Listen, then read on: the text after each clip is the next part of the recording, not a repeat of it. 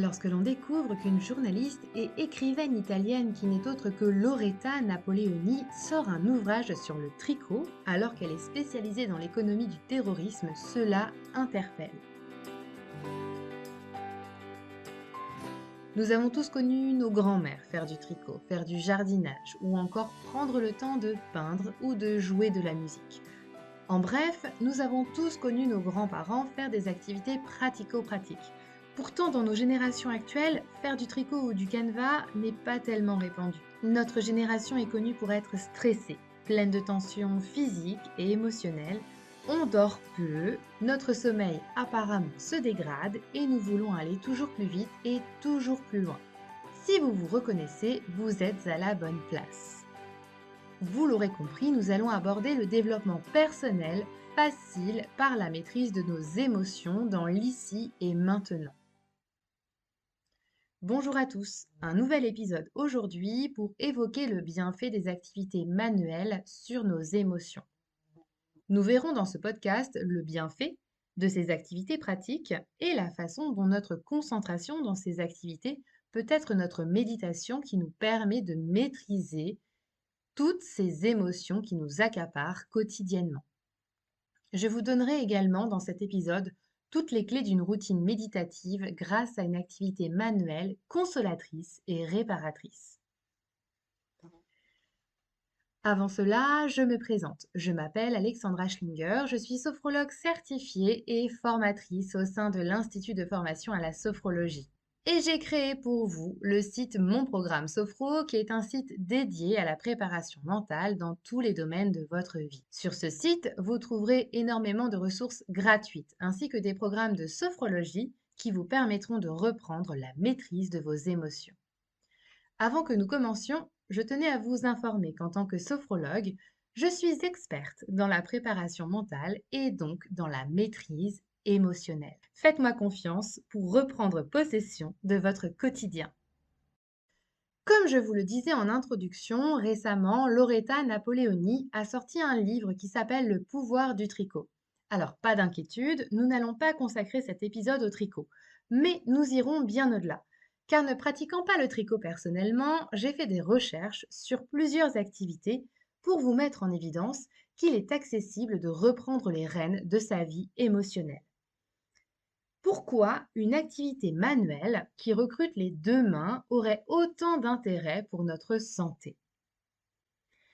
Dans plusieurs loisirs, comme le tricot bien entendu, ou le point de croix, la couture en règle générale, mais également le piano ou tout autre instrument comme la trompette ou la batterie, vous avez également dans les activités le tai chi, l'ensemble des arts martiaux, le yoga également, et nous avons, bien entendu, l'art-thérapie avec le dessin, la peinture ou le coloriage. Toutes ces activités utilisent les deux mains. Nous avons deux mains et deux hémisphères cérébraux. La main droite est reliée à l'hémisphère gauche et la main gauche est reliée à l'hémisphère droit. Lorsque nos deux mains travaillent, c'est également notre cerveau en entier qui est en fonctionnement. En effet, les deux hémisphères fonctionnent et créent des ponts. Sauf que la science prouve que lorsque de nouveaux chemins neuronaux se créent, cela augmente les facultés du cerveau et ce sont de nouveaux réseaux de neurones qui entretiennent ce fonctionnement cérébral. Pour note, les neurones fonctionnent en réseau et ce sont des cellules qui se donnent la main pour transmettre l'ensemble des informations nerveuses. Nous savons maintenant qu'un neurone change ses ponts avec les autres neurones et plus il en construit, plus il est stimulé et donc meilleur est son état de santé.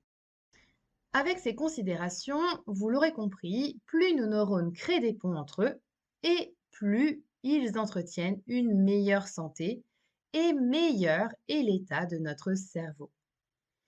Notre encéphale s'améliore grâce à la stimulation de ces deux hémisphères, ce que nous retrouvons dans les activités manuelles.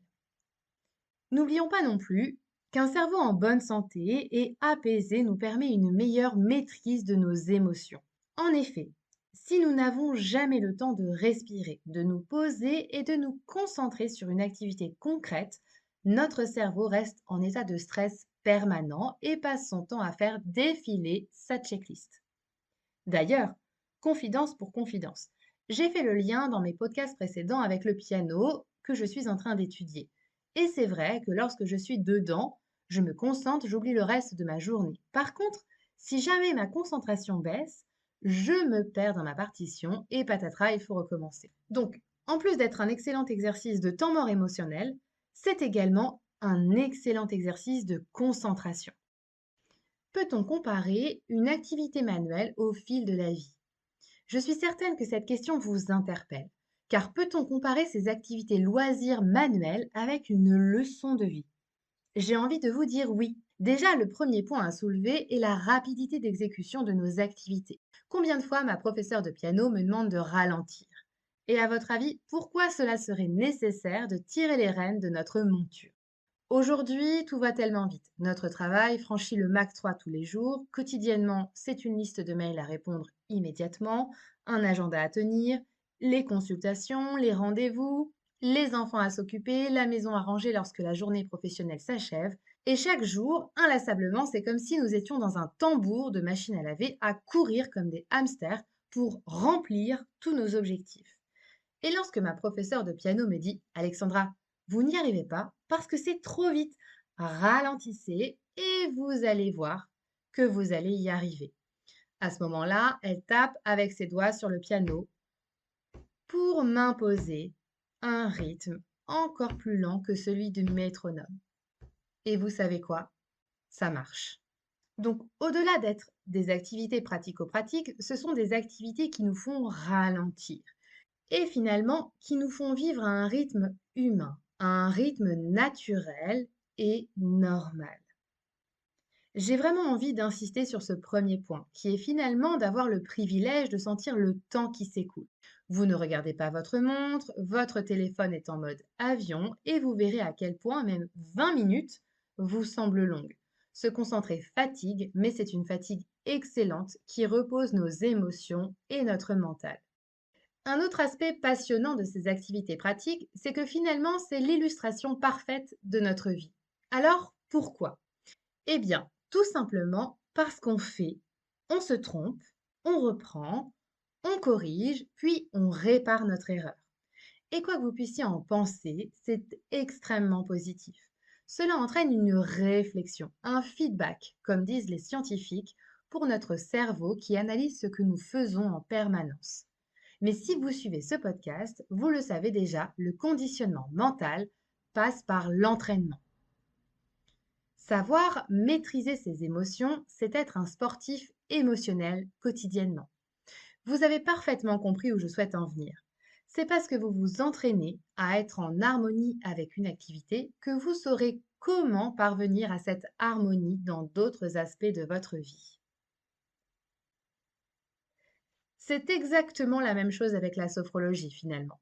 C'est reprendre contact avec soi, se consacrer du temps, percevoir le temps qui s'écoule ici et maintenant pour travailler sur ses émotions et faire en sorte d'améliorer son bien-être, puis de travailler sur son propre développement personnel. Ce que je vous propose avec mon programme Sophro, c'est tout à fait ça. C'est en autonomie se consacrer du temps pour reprendre possession de son quotidien. Je suis d'accord, ce n'est pas une activité manuelle, donc revenons à nos moutons. À ce niveau du podcast, vous allez certainement commencer à vous demander ce que vous pourriez faire. Vous pouvez déjà commencer par regarder autour de vous si une personne fait une activité manuelle dont nous avons parlé précédemment. Car faire une activité à plusieurs reste un grand bénéfice déjà, parce qu'on a le plaisir de voir des personnes que l'on aime, de nouer des nouvelles connaissances, mais également d'entraîner une bonne dynamique.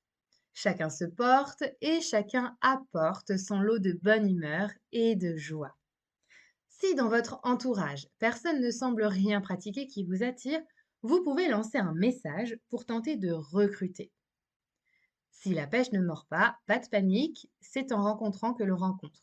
Toutes les activités sont présentes sur les réseaux et des groupes sont accessibles.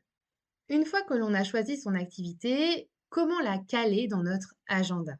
Je vais vous confier quelque chose qui m'a énormément choquée. Avant de me mettre au piano, mon téléphone, qui est un Samsung basique, m'a envoyé un matin un message pour que je connaisse mon temps d'écran moyen quotidien.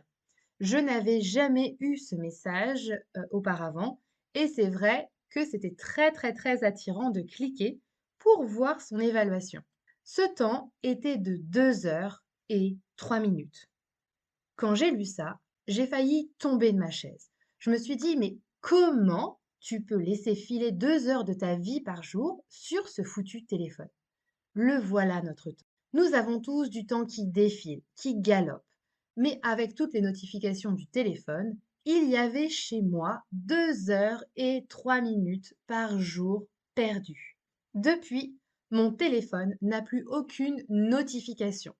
Mon mari et ma famille très proche ont une sonnerie spéciale chacun. Et j'ai des temps de réponse aux mails, comme des temps de rédaction pour mes articles, des temps de consultation, des temps d'enregistrement pour mes podcasts et des temps pour fabriquer mes programmes de sophrologie. C'est-à-dire que je n'accepte pas que l'on me dérange sans urgence. Car si je me laisse de nouveau happer par toutes ces pollutions sonores et visuelles, je sais très bien que je vais finir ma journée en retard, que je serai en retard pour récupérer mon fils et en retard dans tout le reste de la journée. Et surtout, je n'aurai pas mon temps d'activité manuelle qui m'appartient et qui me permet de relâcher tout ce qu'une journée de travail entraîne émotionnellement. Certains penseront que le sport peut entraîner le même bénéfice en fin de journée. Je suis plutôt mitigée, car déjà vous n'avez pas le travail cérébral qui fait que vos neurones se portent de mieux en mieux. Ensuite, le sport en fin de journée n'a pas le même bénéfice sur le sommeil et donc sur la récupération émotionnelle, car une activité calme et sans écran va tranquillement vous mettre dans d'excellentes conditions d'endormissement.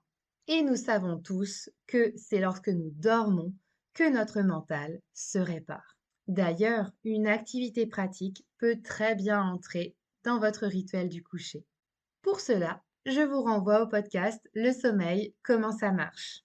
Le sport, il y a certes les hormones du plaisir, mais on reste à un niveau d'éveil assez élevé. Donc il faut mêler les deux. Pour ma part, je pratique le sport 2 fois par semaine, je marche quotidiennement avec mon chien et le reste de mon temps libre est consacré avec des activités manuelles et intellectuelles. Après, mon modèle n'est pas un modèle unique.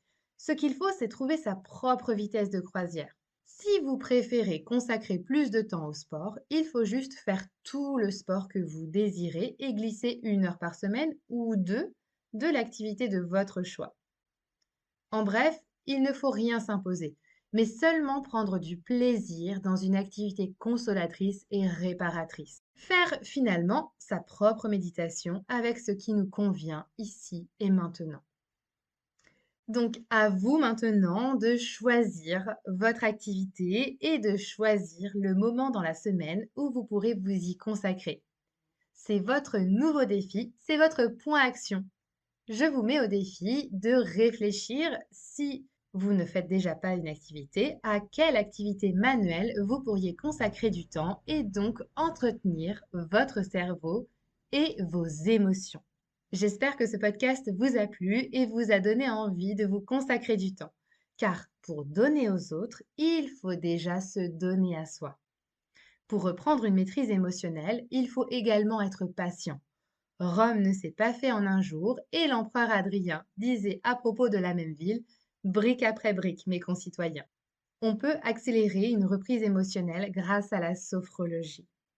Je vous renvoie donc au podcast La sophrologie, comment ça marche pour avoir une définition complète. Vous avez également sur mon site, mon programme Sophro, un panel d'articles et de définitions où vous pourrez y trouver tout le langage sophrologique. Cela la rendra accessible et vous pourrez également comprendre quels sont tous ces domaines d'application. Pour faire un protocole de sophrologie personnalisé, vous pouvez me consulter dans mon cabinet ou en visio. La prise de rendez-vous se fait directement sur mon site, monprogrammesophro.fr. En attendant de vous retrouver sur le prochain épisode Mon Programme Sophro ou sur un programme de sophrologie, je vous propose de prendre soin de vous.